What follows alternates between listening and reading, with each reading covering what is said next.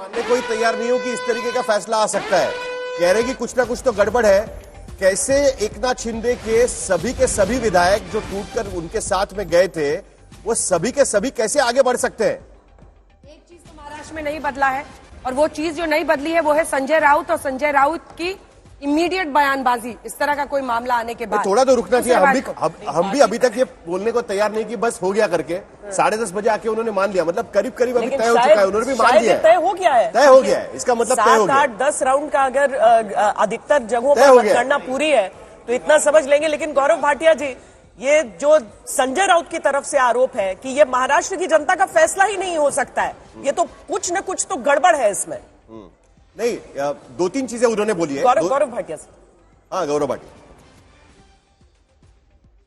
नमस्कार सभी को। सबसे पहले तो महाराष्ट्र की जनता का, झारखंड की जनता का बहुत बहुत आभार कि उन्होंने फिर से हमें आशीर्वाद दिया है, ऐसा प्रतीत होता है रुझानों से। और सबसे पहले मैं एक बात जरूर कहूंगा कि मोदी मैजिक सुपर से भी ऊपर है, और हम तो एक हैं और हम सेफ हैं, लेकिन तिजोरी वाले और वोट जिहाद वाले आज सेफ नहीं हैं, ये स्पष्ट हो गया है। संजय राउत जी को सुनते हुए ऐसा लगा खिसियानी बिल्ली खंबा नोचे, और उखाड़ दिया उखाड़ दिया उखाड़ दिया इनका उपनाम भी है। जब जनता ने इनको उखाड़ दिया तो दर्द बहुत हो रहा है।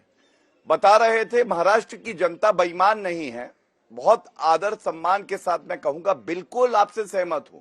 महाराष्ट्र की जनता तो ईमानदार है, बेईमान तो वो है जो प्री पोल अलायंस करके धोखा देके महावसूली अघाड़ी में चला गया। और बाला साहब ठाकरे जी जो हमारे लिए श्रद्धेय हैं, पूजनीय हैं, आज उनकी विरासत और उनकी विचारधारा की लड़ाई थी, और महाराष्ट्र की जनता ने स्पष्ट संदेश दे दिया है कि वो विरासत अगर किसी के साथ है तो वो महायुति के साथ है, भाजपा के साथ है, एकनाथ शिंदे जी के साथ है और अजीत पवार के साथ है। अन्य मेहमान जो हमारे साथ जुड़े हैं उनको भी दिखाइए। गौरव भाटिया जी, एक छोटा सा प्रश्न और है, क्योंकि अब तक हम लोग सुनते थे ईवीएम की चर्चा होती थी, ये भी चर्चा हुई कि बहुत पैसा आप लोगों ने बहाया है, लेकिन अब अडानी साहब भी आ गए हैं। हालांकि साहिल जोशी भी युति को एज दिखा रहे थे, पता नहीं इन पर किसका इन्फ्लुएंस था। संजय जी भी दिखा रहे थे उन पर किनका इन्फ्लुएंस था। ये सवाल मुझे लगता है दुबे जी से बेटर पूछना अच्छा रहेगा। महुआ मांझी जी भी हमारे साथ जुड़ गई, जो खुद रांची से इस बार चुनावी मैदान में उतरी हैं। लेकिन अभय दुबे जी, ईवीएम चुनाव आयोग से बढ़ता हुआ मामला अडानी तक पहुंच गया है। अडानी की वजह से 124 बीजेपी, शिवसेना 55, 34 एनसीपी, और आप तीनों पार्टियों का मिला के भी बीजेपी से कम सीट आना हुआ है, आधी से कम। अंजना जी, आपने कहा था कि भारतीय जनता पार्टी का दही जमता हुआ दिख रहा है, लेकिन जैसा मुझे विश्वास था कि राउत साहब अपने मुंह में दही जमा कर नहीं बैठेंगे।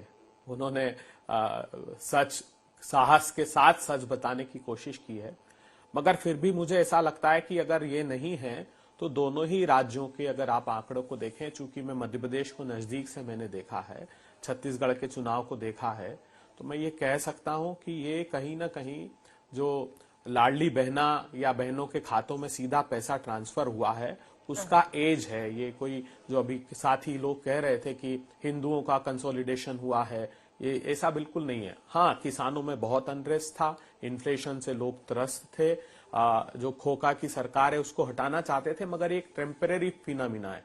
जो साहिल जी कह रहे थे 6 महीने नहीं, 6 किश्तों का परिणाम दिखाई देता है।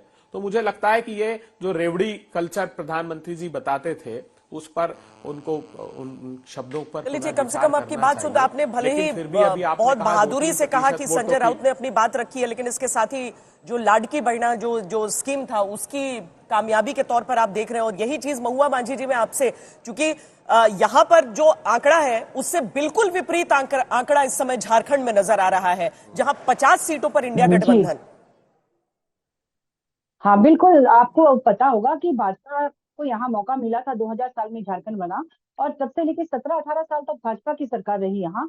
और मात्र कुछ सालों में माननीय हेमंत सोरेन जी ने जिस तरह से महिलाओं के लिए विशेष रूप से काम किया, आपको पता होगा कि भाजपा के कार्यकाल में महिलाओं की तस्करी, आदिवासी महिलाओं की तस्करी चरम सीमा पर थी। एकमात्र पन्नालाल नाम के ट्रैफिकर ने 15,000 लड़कियों की तस्करी लगभग की थी। तो उसको रोक के इन्होंने वापस लाया, घर वापसी कराया लड़कियों का, उनको रेस्क्यू कराया। और यहाँ जैसे मैया सम्मान योजना, सावित्रीबाई फुले किशोरी समृद्धि योजना, ऑटो हो खेल योजना, फूलो झानो आशीर्वाद योजना, तमाम योजनाओं के माध्यम से महिलाओं को सशक्त किया।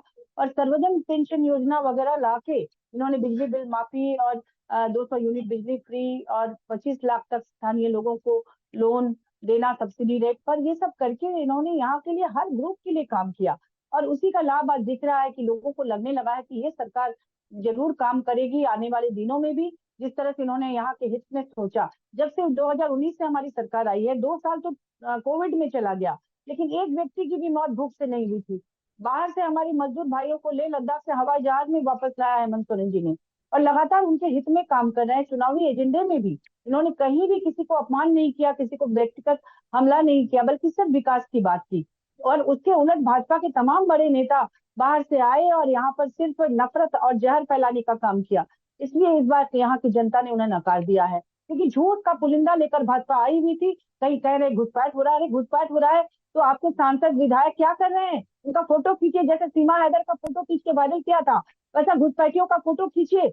और सरकार आपकी है, अगर आधार कार्ड नकली है तो केंद्र सरकार 1 मिनट के अंदर उसकी जांच कर सकती है। किसी का फोटो आपने वायरल नहीं किया कि घुसपैठिया है, झूठ का पुलिंदा लेकर। और अगर घुसपैठ है तो ये केंद्र सरकार की जिम्मेदारी है। अगर चाइना से कोई आता है तो केंद्र सरकार की जिम्मेदारी है कि बॉर्डर को आप सिक्योर करे, न कि राज्य सरकार का। और झूठ का पुलिंदा लेकर आप जनता के बीच जाएंगे तो जनता ऐसे ही सबक सिखाएगी।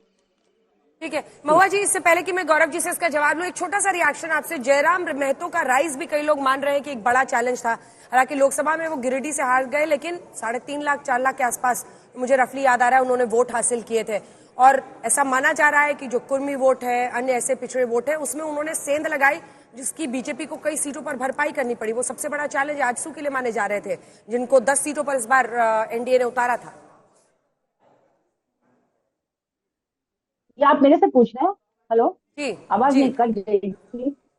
हेलो जी, हाँ, जी, मैं जी। ये कहना चाह रही हूँ, जयराम महतो का 2-3 सीट है जहाँ महतो बहुल सीट है, जैसे डुमरी हो गया, बेरमो हो गया, गोमिया हो गया। लेकिन वहां पर भी आप देखे होंगे कि हमारे जेएमएम के आगे चल रहे हैं, इसलिए ये बहुत बड़ा फैक्टर नहीं है। महतो भी जानते हैं कि कौन उनके लिए काम किया। जगन्नाथ महतो जी, स्वर्गीय जगन्नाथ महतो जी कोविड के समय में जनता के बीच काम करते करते उनकी मौत हो गई थी, आपको पता होगा। और उनकी उनकी जो डेथ हुई और उनके बाद उनकी पत्नी को बनाया गया, और उन्होंने बहुत बढ़िया काम किया। और पहले से भी हमारे जगन्नाथ महतो जी ने, टाइगर कहते हैं उनको, उन्होंने उस क्षेत्र के लिए जो काम किया उसे जनता भूली नहीं है। और इसी का परिणाम है कि अभी जो शुरुआती रुझान आ रहे हैं उसमें हमारे ही प्रत्याशी गोमिया से भी और डुमरी से भी आगे चल रहे हैं। इससे ऐसा कोई खतरा नहीं है। थोड़ा सा काम, थोड़ा सा इमोशन जो कि हेमंत सोरेन के पक्ष में इस समय लग रहा है कि सेंचुरी मार ली उन्होंने, हाफ सेंचुरी मार ली है। जो 41 की बात हो रही थी उस समय तक कांटे की टक्कर लग रही थी।